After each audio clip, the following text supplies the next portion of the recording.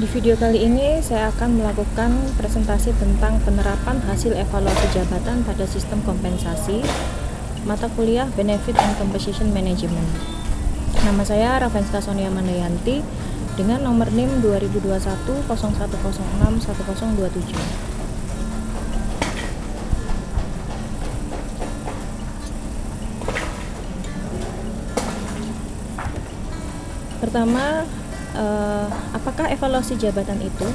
Menurut buku Mondi tahun 2008, evaluasi jabatan adalah suatu proses sistematis, relatif dan teratur dalam menentukan nilai suatu jabatan terhadap jabatan-jabatan lainnya yang ada dalam perusahaan. Komponen dan sistem pembayaran kompensasi berdasarkan evaluasi jabatan menurut Schuler dan Jackson tahun 99. Komponen yang pertama, penentuan nilai. Sistem pembayaran kompensasinya dikaitkan dengan evaluasi seluruh jabatan. Komponen yang kedua, penetapan harga. Sistem pembayaran kompensasinya dikaitkan dengan jabatan-jabatan patokan di pasar tenaga kerja. Komponen yang ketiga, rentang pembayaran. Sistem pembayaran kompensasinya dikaitkan dengan tipe jabatan dan luasnya tingkat pembayaran. Komponen yang keempat, evaluasi kinerja. Sistem pembayaran kompensasinya dikaitkan dengan kinerja jabatan. Komponen yang kelima, peningkatan gaji. Sistem pembayaran kompensasinya dikaitkan dengan senioritas, rating penilaian kinerja atau hasil nyata. Komponen yang keenam, pelatihan. Sistem pembayaran kompensasinya dikaitkan dengan kebutuhan bukan keinginan. Komponen yang ketujuh, peluang pertumbuhan bayaran. Sistem pembayaran kompensasinya dikaitkan dengan kenaikan pangkat jabatan. Komponen yang kedelapan, efek perubahan jabatan. Sistem pembayaran kompensasinya dikaitkan dengan kenaikan bayaran sesuai segera dengan jabatan yang baru.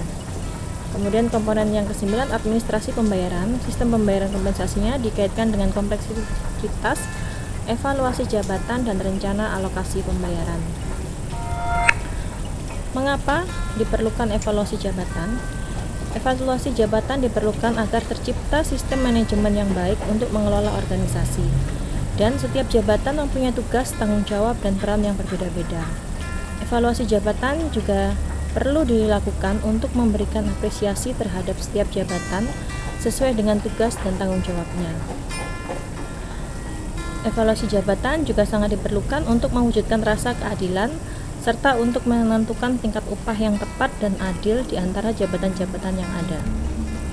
Siapa saja yang berperan dan bertanggung jawab dalam evaluasi jabatan? Yang pertama adalah pekerja itu sendiri sebagai sumber data, lalu atasan atau pimpinan yang berperan sebagai pengolah data, dan yang bertanggung jawab dan melakukan evaluasi jabatan itu sendiri adalah HRD. Kapan kita dapat melakukan evaluasi jabatan? Evaluasi jabatan itu dapat kita lakukan ketika kita akan melakukan promosi atau promotion. Jadi ketika perusahaan akan memberikan promosi jabatan kepada pegawainya, dilakukan evaluasi jabatan untuk menempatkan pegawai itu pada jabatan kosong yang dibutuhkan yang sesuai dengan kemampuan pegawai tersebut. Yang kedua, compensation, yaitu ketika perusahaan akan menaikkan gaji, bonus atau insentif karyawan. Yang keempat, punishment, di mana ketika perusahaan hendak menindaklanjuti karyawan yang melakukan penyalahgunaan jabatan, melakukan tindakan yang melanggar aturan perusahaan. Di sini evaluasi di jabatan diperlukan untuk menindaklanjuti apakah pegawai itu dapat meneruskan jabatan yang dia emban atau dia akan diganti ke jabatan yang lainnya. Kemudian yang keempat adalah strategi. Evaluasi jabatan juga kita lakukan saat perusahaan akan melakukan perubahan strategi atau melakukan strategi baru, seperti pembaruan dalam sistem manajemennya untuk mendukung terciptanya suatu perusahaan. Lalu implementasi hasil evaluasi jabatan ke sistem penggajian karyawan.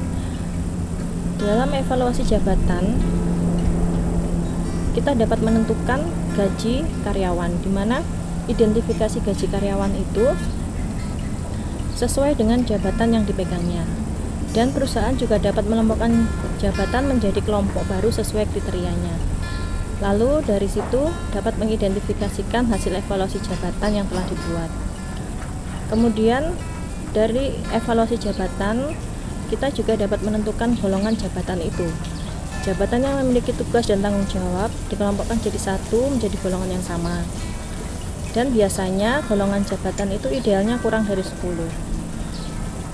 Kemudian nama golongan jabatan juga dapat menggunakan angka atau huruf. Ini untuk pengkodean golongan jabatan. Kemudian membuat tabel interval total poin dan golongan jabatan, lalu membuat struktur dan skala upah base pay. Seperti contoh di samping ini, misalnya jabatan leader dengan golongan kode golongan ini F, tunjangan jabatannya 2 juta.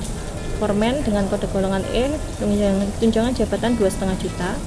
Supervisor golongan D, tunjangan jabatan 3 juta. Manajer golongan C, tunjangan jabatan 3,5 juta. Direktur golongan B, tunjangan jabatannya 4 juta. Kendala apa saja yang terjadi saat melakukan evaluasi jabatan? Yang pertama adalah ketidaknyamanan analisator.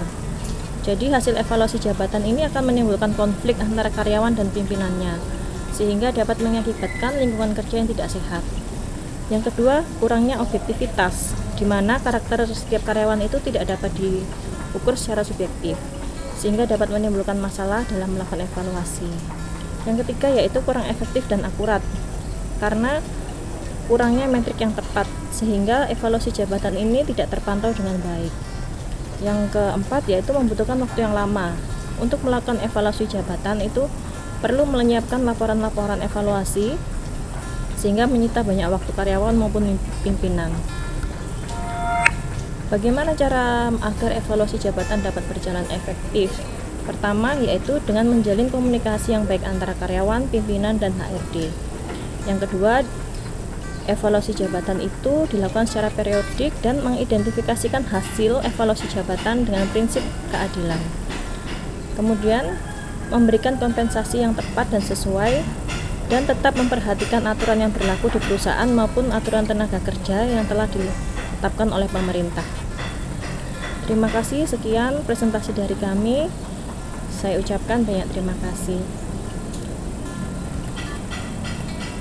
Presentasi kami merujuk pada referensi berikut ini. Terima kasih.